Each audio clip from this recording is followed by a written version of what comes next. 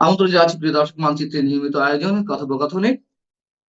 আওয়ামী লীগ সরকারের 15.5 বছরের যে দুর্নীতি তার শ্বেতপত্র আমরা মহাসমারোহে প্রকাশ করতে দেখেছিলাম অন্তর্বর্তী সরকারের সময়। কিন্তু অন্তর্বর্তী সরকার 1.5 বছরে যে পরিমাণ দুর্নীতি করেছে, নানান ধরনের যে আভাস আমরা পাচ্ছি, অনেকে আহ তারা সন্দেহ পোষণ করছেন, কোনো কোনো ক্ষেত্রে প্রমাণও বের হচ্ছে। অন্তর্বর্তী সরকারের কথা এবং কাজে অনেক ধরনের তফাৎ বা পার্থক্য আমরা খুঁজে পাচ্ছি।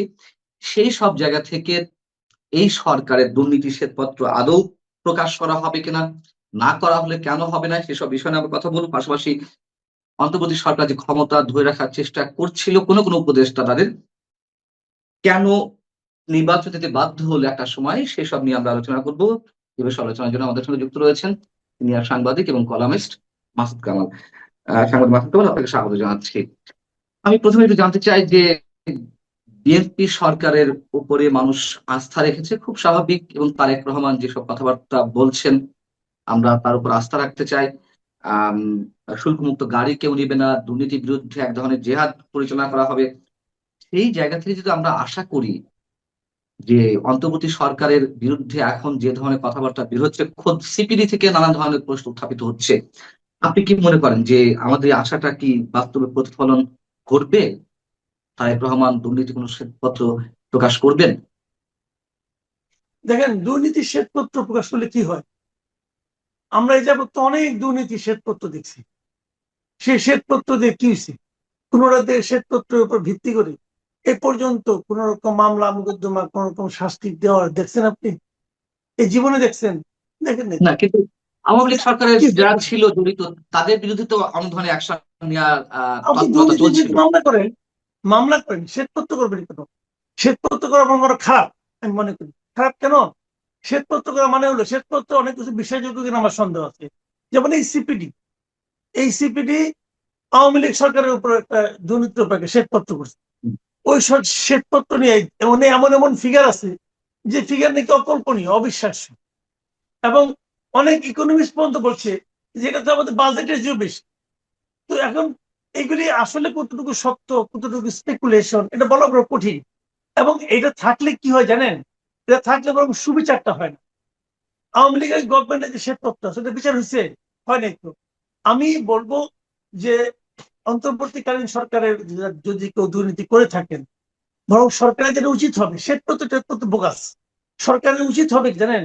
উচিত হবে যে অন্তর্বর্তীকালীন সরকার সহ আগের সরকার, সকল সরকারের অথবা সরকারের বাইরে যারা যত দুর্নীতি করছে, এই দুর্নীতিগুলির কার্যকর বিচার করা, এটা সরকার উচিত হবে। এখন এই বিচারগুলি করার জন্য শ্বেতপত্র কোনো বেজ লাইন হতে পারে না। কারণ শ্বেতপত্র যারা তৈরি করে এরাও তো এই দেশেরই লোক, এটা হলো আলোচনার জন্য, পত্রিকার হেডলাইন হওয়ার জন্য খুব ইন্টারেস্টিং ব্যাপার। এছাড়া এর কোনো কার্যকারিতা আছে বলে আমার কাছে মনে হয় না। কারণ আমরা অনেক বছর ধরে সেই এরশাদের আমল থেকে শ্বেতপত্র দেখে আসতেছি, কিচ্ছু হয় না এগুলি ধরে। বরঞ্চ আপনি বিচার করেন, দুদকের মাধ্যমে বিচার করেন, সরকারি ফৌজদারি আদালতে বিচার করেন, প্রত্যেকটা বিচার হোক, সুবিচার হোক। রাজনৈতিক বিচার চাই না, সুবিচার হোক। আপনি বিচার ব্যবস্থাকে ঠিক করেন, দুদককে ঠিক করেন, ঠিক করে প্রত্যেকটা ঘটনা ধৈর্য ধরে বিচার করেন। উপায় কেমন বলি? উপায়টা হলো শ্বেতপত্র না। উপায়টা হলো প্রত্যেকে আপনি একটা গণবিজ্ঞপ্তি দেন যে যার সঙ্গে যত দুর্নীতি হয়েছে, যে দুর্নীতির যত সাক্ষী আছে, যার কাছে যত তথ্য প্রমাণ আছে, সব আমাদের এখানে পাঠান। প্রয়োজনে আপনার ঠিকানা দিয়েন না, ঠিকানা ছাড়া অভিযোগ লিখিত আকারে পাঠানোর দরকার নাই, তথ্য প্রমাণ পাঠান। কারো না কারো কাছে তথ্য আছেই, কারো না কারো কাছে তথ্য আছে। তথ্য ছাড়া একা একা দুর্নীতি করা যায় না। আপনি কোনো অপকর্মে একা একা করতে পারবেন না, এটা মাথায় রেখেন। আপনার কোনো না কোনো পার্টনার থাকবে, কোনো না কোনো সঙ্গী থাকবে, কোনো না কোনো সাক্ষী থাকবে। সে হয়তো একসময় আপনার পক্ষে ছিল, এক পর্যায়ে দুর্নীতির অর্থের ভাগ বাটোয়ারা নিয়ে সে এখন আপনার বিপক্ষে চলে গেছে, এবং দেখবেন সে তথ্য দিয়ে দিবে। আপনি তথ্যগুলো ওপেন আহ্বান করেন, আহ্বান করে আপনি বলেন যে কোনো আপনার সোর্স বলা দরকার, আপনি ইনফরমেশন গুলো আমাদেরকে দেন, আমরা সেটা খুঁজে পাই করবো বাকি। এটা করেন, আপনি পেয়ে যাবেন। এবং তারপরে প্রত্যেককে একদম কঠিন ভাবে আইনের আওতায় আনেন, দেখবেন হয়ে যাবে, ফল পাবেন, আপনি ফল পাবেন। তবে এইগুলি আ- বেসিক কি জানেন? বেসিক হলো যে সরকার এটা করতে চায় সেই সরকারের মধ্যে দুর্নীতির বিরুদ্ধে আন্তরিকতা থাকতে হবে। আমার প্রশ্নটা ঠিক ওখানেই যে বিএনপি সরকারের সময় অন্তর্বর্তী সরকারের দুর্নীতির তথ্য উন্মোচন হবে কিনা, বা কোনো কার্যকর কোনো পদক্ষেপ নেওয়া হবে কিনা, এবং শ্বেতপত্রের প্রসঙ্গটি ওই কারণেই এসেছে যে একটু ধারণা পাওয়া। আপনি যে কথাগুলো বললেন যে বিজ্ঞপ্তি দিয়ে তথ্য প্রমাণ চাওয়া বা সংগ্রহ করা, ওরকমই কিছু। এবং যদি ধারণাটাই না আসে, তাহলে বিচারটা হবে কিভাবে, উদ্যোগটা নিয়ে হবে কিভাবে, এবং আপনি এখন দুর্নীতি ধারণাটা কথা আপনি বলছেন। কাকে করতে দিবেন? ধারণাটা আপনি কার কাছ থেকে নিবেন? ধারণাটা আপনি কার কাছ থেকে নেবেন? এই লোকগুলি তো সমাজের সুবিধাভোগী ভাই। আমি তো এই লোকগুলোর উপর আস্থা রাখি না। আপনি ধারণা নিলেন, বলে মাসুদ কেমন আপনি ধারণা দেন, আমি দিলাম। আমি তো সোসাইটির সুবিধাভোগী লোক, আমার সঙ্গে কারো না কারো খাতির আছে, আমি তারে বাদ দিয়ে বাকিগুলি দিব। তাহলে ধারণাটা আপনি একটা ব্যক্তি বা একটা গোষ্ঠীর কাছ থেকে নিয়েন না। ধারণাটা কার কাছ থেকে নিচ্ছেন এটা বললেনও না, বললেই কিন্তু আমাকে হাত করে ফেলাবে। যেই বলবেন যে আমি অমর একটা সংগঠনকে দিলাম, ওই সংগঠনের সঙ্গে তখন যোগাযোগ করা আরম্ভ করে দিবে, বলবে যে অন্যগুলি বড় করে দেখান, আমারটা ছোট করে দেখান। দরকার নাই তো। আপনি অজ্ঞাত পরিচয় লোকের কাছ থেকে বলেন, আমি আপনার পরিচয় গোপন রাখবো। আপনার কাছে দুর্নীতি যা কিছু তথ্য আছে আপনি বলেন, আপনি এক্সাম্পল, কথার কথা।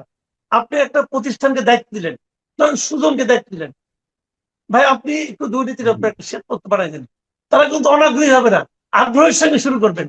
মিস্টার বদির আলম বুঝুন দেখবেন বিরাট আগ্রহীটা ঝাঁপাই পড়ছে। ঝাঁপাই পড়লে কি হবে? আলটিমেটলি ওনার কিছু লাভ হবে, আর কিছু লাভ হবে। ওনাকে সবাই চেনে, ওনাকে সবাই যাবে, ভাই আমার কাছে অমুকের সম্পর্ক আছে, তমুকের সম্পর্ক আছে, তাহলে আমার টুকু আপনি একটু সাইজ করে দিয়ে। উনি কে? উনি কি দুধে ধোয়া তুলসী পাতা? বাংলাদেশে কে দুধে ধোয়া তুলসী পাতা বলেন তো আপনি? আচ্ছা, জানেন আপনি, তো আমি না? আছি। সেই একটা কামতে আলো তৈরি। আপনি আছেন, আমি আছি। ধোয়া।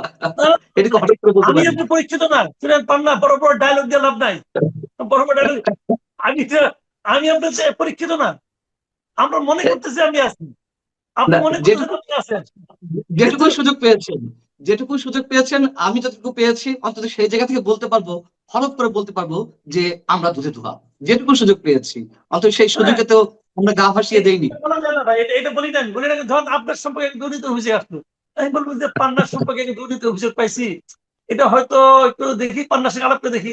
আপনার সঙ্গে আলাপ করলাম, পান্না আপনার সম্বন্ধে এটা পাইছি, আপনি আমাকে 7 মাস বুঝাইলেন, যাই বুঝালেন, আমি কিন্তু আপনারটা বোঝার জন্য বসে আছি। এই যে কিছু একটা অজুহাত দিলে আমি এটা বানিয়ে নেবো, কারণ আপনার সঙ্গে তো আমার পার্সোনাল রিলেশন আছে। আমার কথাটা তা না।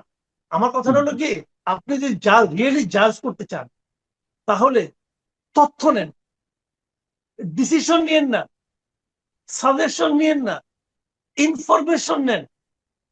সেই ইনফরমেশনের উপর ভিত্তি করে আপনি জাজ করেন। ওকে, ঠিক আমার আছে, কাছ আমি থেকে আপনারটাই আপনি জাজ বলছি। করেন। না, ঠিক আছে, আপনার যে প্রক্রিয়া, আপনি যে প্রক্রিয়ার কথা বলছেন সেই প্রক্রিয়ায় আমি অবশ্যই ধরে নিচ্ছি এবং এটাই করা উচিত। কিন্তু সেদিকেও সরকার এগোবে কিনা আপনার কি মনে হয়?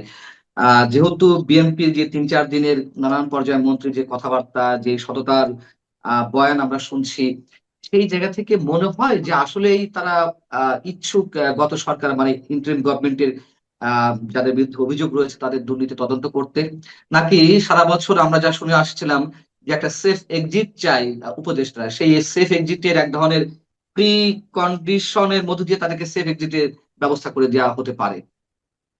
শুনেন, বিএনপি যে ক্যাবিনেটটা আছে, এখানে আমি দুই ধরনের লোক দেখি, এবং আমি খুব সতর্ক ভাবে এদেরকে পর্যবেক্ষণ করব।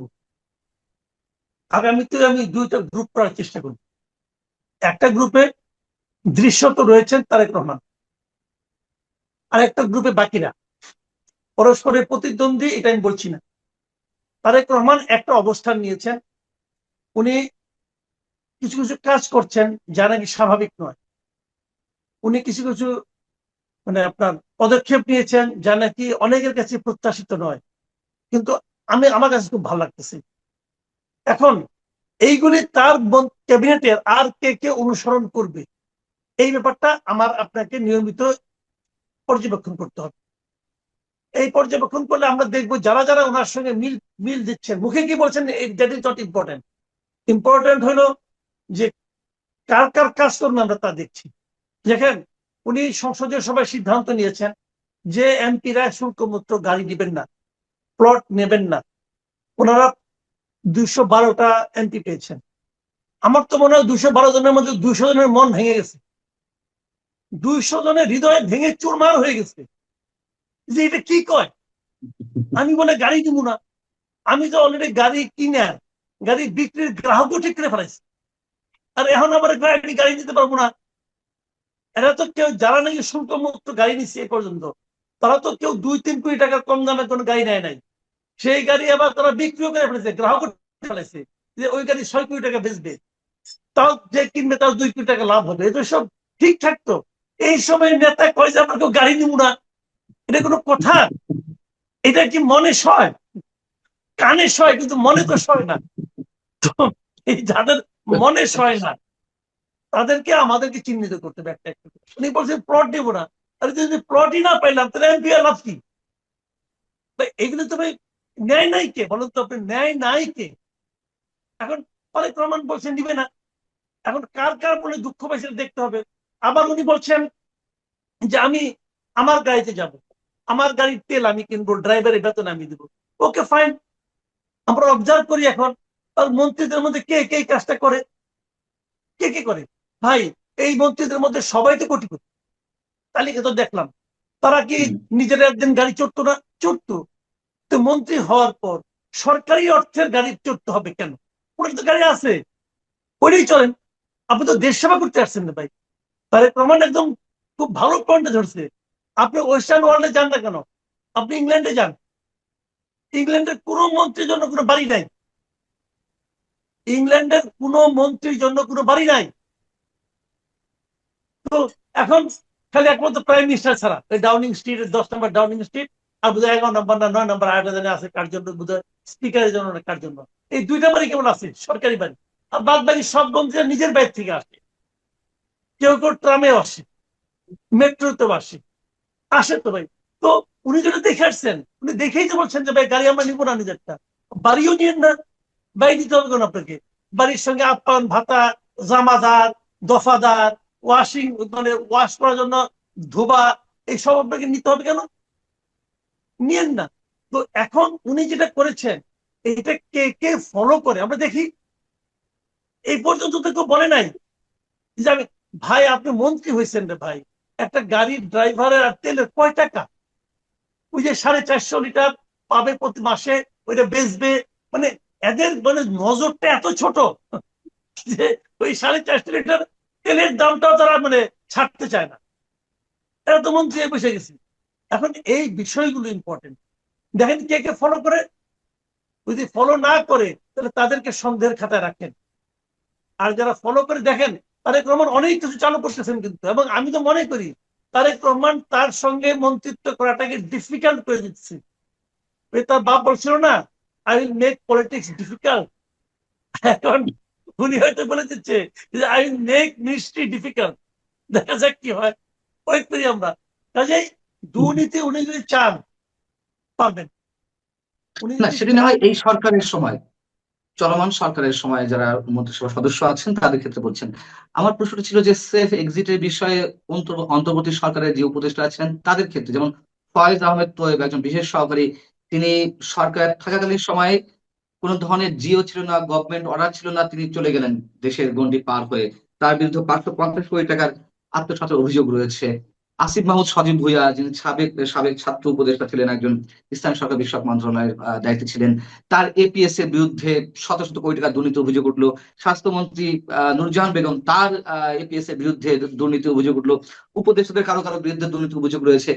তাহলে আমার প্রশ্ন হচ্ছে যে তাদের বিরুদ্ধে যদি কোনো ধরনের অ্যাকশন না নেওয়া হয় তাহলে কি আমরা ধরে নেব যে আসলে কোনো প্রি কন্ডিশনের ভিত্তিতে তাদেরকে সেফ এক্সিটের ব্যবস্থা করে দেওয়া হচ্ছে? যদি ব্যবস্থা নেওয়া উচিত, ব্যবস্থা না নিলে আপনি যেটা বললেন ওইটাই ঠিক। ব্যবস্থা না নিলে আমরা বুঝবো ওদেরকে সেফ এক্সিট দেওয়া হচ্ছে। এবং ইউ আর রাইট, আপনি একদম একদম অ্যাকুরেটলি ধরছেন না যে ফয়েজ আহমেদ তো চলে গেছেন। এর ব্যাপারে দেখলাম যে আরেক উপদেষ্টা, ওই ভদ্র মহিলা কি যেন নাম, নাম মনে থাকে না, যে ওই ভদ্র মহিলার, উনি বললেন যে উনি তো যেতেই পারেন। না পারেন না, সরকারের উনি কি রিজওয়ানা রিজাইন করে হাসান। গেছেন? হুম। হ্যাঁ, রিজওয়ান হাসান।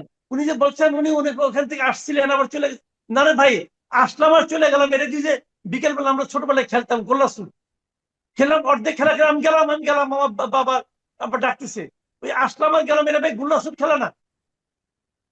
এটা হলো সরকার। আপনাকে যেতে হলে আপনাকে রিজাইন করে গেছেন, আপনি তো দুদিন আগে চলে গেছেন। দুদিন আগে আপনি কিভাবে গেলেন? আপনার লেনদেন সব ক্লিয়ার করে গেছেন, আপনি বিদায় নিয়ে গেছেন আপনার কর্মকর্তাদের কাছ থেকে। ওকে ফাইন, ওই বিদায় বিদায় না তো, আপনাকে আগে রিজাইন করতে হবে মিনিস্ট্রি থেকে। মিনিস্ট্রি দেখবে আপনার কাছে কোনো দেনা পাওনা কোনো কিছু আছে কিনা, এগুলি হয়েছে, প্রপারলি হয়েছে। এবং তাছাড়া যাইতে হলে আপনার সরকারের কাছ থেকে অনুমতি নিয়ে যেতে হবে। আপনাকে অনুমতি দেওয়া হয়েছে? এগুলো কি ইয়ার্কি পাইছেন? এখন ওনারা ইয়ার্কিটা কি, ওনারা তো পুরো এই 18 বছর ধরে ইয়ার্কি করছেন। 18 মাস ধরে, ওনারা তো 18 মাস ধরে এই দেশবাসীর সঙ্গে, জাতির সঙ্গে ইয়ার্কি করছেন। এই ইয়ার্কি করতে করতে মনে করছেন যে এটাও একটা ইয়ার্কি, করলাম গেলাম, আইলাম গেলাম, আইলাম না গেলাম না, আরাম আর কি, আরামই আরাম। এদের প্রত্যেকটা লোককে আমি মনে করি জবাবদিহিতার আওতায় আনা উচিত, প্রত্যেকটা লোককে। এবং কেবল অর্থনৈতিক দুর্নীতি না, এদের যদি কোনো নৈতিক দুর্নীতি থেকে থাকে, এদের যদি কোনো মানে সংলাপের দুর্নীতি থেকে থাকে, রিজওয়ান হাসান বলছে না 52 বছর কি করছেন, আমরা এসে করতেছি, এই কথাগুলো জাজ করা উচিত। এই দুর্বিনীত যে মন্তব্যটা, যে 52 বছর কি করছেন, উনি এসে সব করছেন, তো উনি 18 মাসে কি করছেন বুঝতে হবে। এক পলিথিন বন্ধ করতে পারেন নাই, এক পলিথিন বন্ধ করতে পারেন নাই, বিরাট বা আমার দোষে। হ্যাঁ, 2024 নভেম্বর থেকে নাকি পলিথিন চলবো না, পারছে? পারছে বন্ধ করতে? পারে তো নাই। এই তো তার জোর। আর বড় বড় ডায়লগ দেয়, জ্ঞানে আলাপ করে না, ওই জ্ঞানে আলাপ চলতো না রে ভাই। না তা প্রত্যেকটা লোককে জবাবদিহিতার আওতায় আনা উচিত আমি মনে করি। এবং সেটা তাহলে অর্থনৈতিক দুর্নীতি, নৈতিক দুর্নীতি এবং কথার দুর্নীতি, বেফাস কথাবার্তা উচ্চারণ, প্রত্যেকটারই বিচার হওয়া উচিত, এদের মুখোশ উন্মোচন করা উচিত। তারা তো সবাই জ্ঞানী। সাবেক প্রধান উপদেষ্টা প্রেস সচিব বললেন যে আপনার কোনো পড়াশোনাই নেই, আপনি কি বলেন না বলেন কেউ বোঝে না। আমরা তো সব বুঝি, কিন্তু উনি বোঝেন না, উনি এতটাই জ্ঞানী। হ্যাঁ, আহ, আপনার পড়াশোনার পরিধি নিয়ে তার সন্দেহ আছে, ইত্যাদি ইত্যাদি। না না, শোনেন আমি বলি, আমার লেখাপড়া আসলেই নাই, আমি আসলেই একটা মূর্খ টাইপের লোক। আমার পুরো, আসলে কিন্তু আমার কোনো সার্টিফিকেট নেই, বুঝছেন, আমি খুবই মূর্খ। আমি মোটামুটি 35 বছর ধরে চাকরি বাকরি করছি। তো এরা কেউ এই মূর্খ লোকটা কেন রাখলো এতদিন, আমি এটি বুঝলাম না। যে জিনিসটা শফিক সাহেব একদিন পরে বুঝলো, এটা এই এরা কেউ বুঝে নাই, বুঝছেন, কেউ বুঝে নাই, উনি একলাই বুঝছে। তো কি করবো আর বলেন। উনি ছিল একটা আপনার ইয়ে, কি বলে, হঠাৎ এক গভর্নমেন্টের প্রেস সেক্রেটারি। তো আমি বঙ্গবন্ধুর প্রেস সেক্রেটারি চাকরি করে আসছি। বঙ্গবন্ধুর প্রেস সেক্রেটারি ছিলেন তো খান সাহেব। ইয়ে তোয়াব খানের সঙ্গে আমি চাকরি করে আসছি, 12 বছর চাকরি করছি। তোয়াব খান 12 বছরের টের পায় নাই যে আমি তো কোনো লেখাপড়া করিনি। এখন উনি উনি বুঝে গেছে তো আমি কোনো লেখাপড়া করি নাই, তো কি আর করা। আমার আমার ধারণা উনি একটা নৈশকালীন বিদ্যালয় খুলবেন, সেই নৈশকালীন বিদ্যালয়ে আপনি প্রথম ছাত্র হবেন, সাবেক প্রেস সেক্রেটারি। এটা আমরা শুনেন আমি দেখতে বলি চাই। ভাই, আমার সম্পর্কে অনেকে অনেক কথা বলে, আমি যে মহাজ্ঞানী লোক তা তো আমি দাবি করতে পারবো না। আমি একটা অবশ্যই আমি নিজেও মনে করি আমার অত জ্ঞান নাই, তবে আমার যে জ্ঞান আছে ভাই, এই জ্ঞান দিয়ে আমার জীবন চলে গেছে, কোনো সমস্যা হয় নাই। আর আমার 80% যদি ভুল ভাল হয়, তাহলে এই দেশের মানুষের একটা মাথার মধ্যে কোনো বুদ্ধিশুদ্ধি নাই। এই 80% ভুল বলি আমি, কেউ ধরতে পারলো না, উনি একলা ধরে ফেললো মহাজ্ঞানী, তো কিছু বলার নাই। শুনেন, এইগুলি নিয়ে না আমার কোনো জবাব নাই, আমি জবাব দিতে চাই না। কেন? আপনি যখন রাস্তায় বেরোবেন, রাস্তায় বেরোলে পরে আপনাকে দেখে কিন্তু দু একটা কুকুর ঘেউ ঘেউ করতে পারে।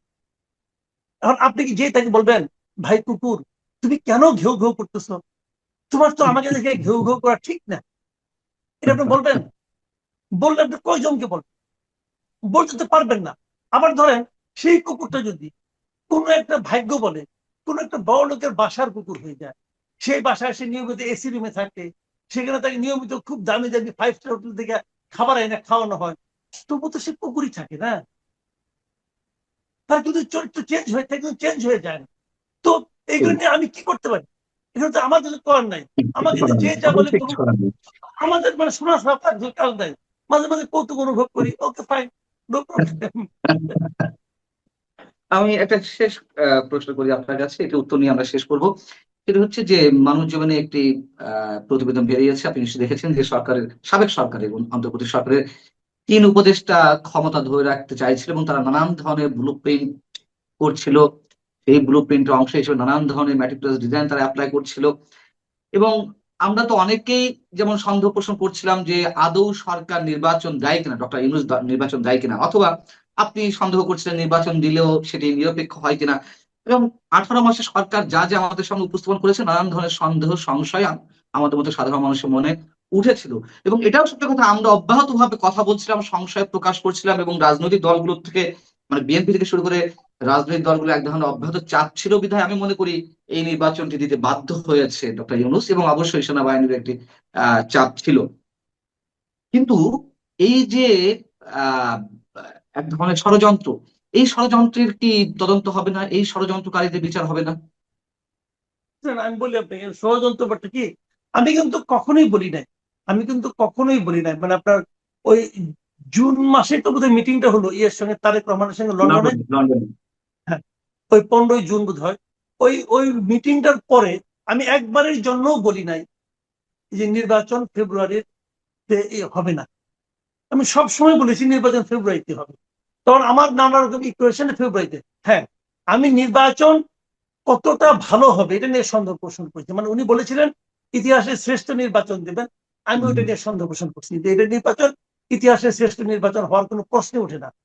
আমার এই দুটাই ছিল। আপনি আমার পুরোনো ভিডিও দেখেন, পুরোনো ইন্টারভিউ দেখেন, কোথাও পাবেন না যে আমি সন্দেহ করছি যে নির্বাচন হবে না। আমি বলি নাই, নেভার। আমি বারবার বলছি নির্বাচন ফেব্রুয়ারিতে হবে। আচ্ছা, এখন যেটা হয়েছে, যে নির্বাচনটা হয়েছে, আমি এখন আপনাকে বলি, এই নির্বাচনটা যদি ফেব্রুয়ারিতে না হয়, 2025-এর জুনে হতো, 2025-এর ফেব্রুয়ারিতে হতো, তাহলে এই নির্বাচন এখনকার চেয়ে অনেক ভালো হতো, অনেক ভালো নির্বাচন হতো। এটা দেরিটা কিন্তু করা হয়েছে একটা ভালো নির্বাচন করার জন্য না, দেরিটা করা হয়েছে কাল ক্ষেপণের জন্য, সময় ক্ষেপণের জন্য। তাদের ইচ্ছা ছিল আরো সময় ক্ষেপণ করবে, কিন্তু তারা ফেব্রুয়ারি পর আর যেতে পারে নাই। আপনি বলবেন কেন যেতে পারে নাই, সেই ব্যাখ্যাটা আপনাকে আমি দিই। যেতে পারে না, আমি যে কারণে বিশ্বাস করতাম যে ফেব্রুয়ারি পরে যাবে না, সেটা হলো ডিউ টু আর্মি চিফ।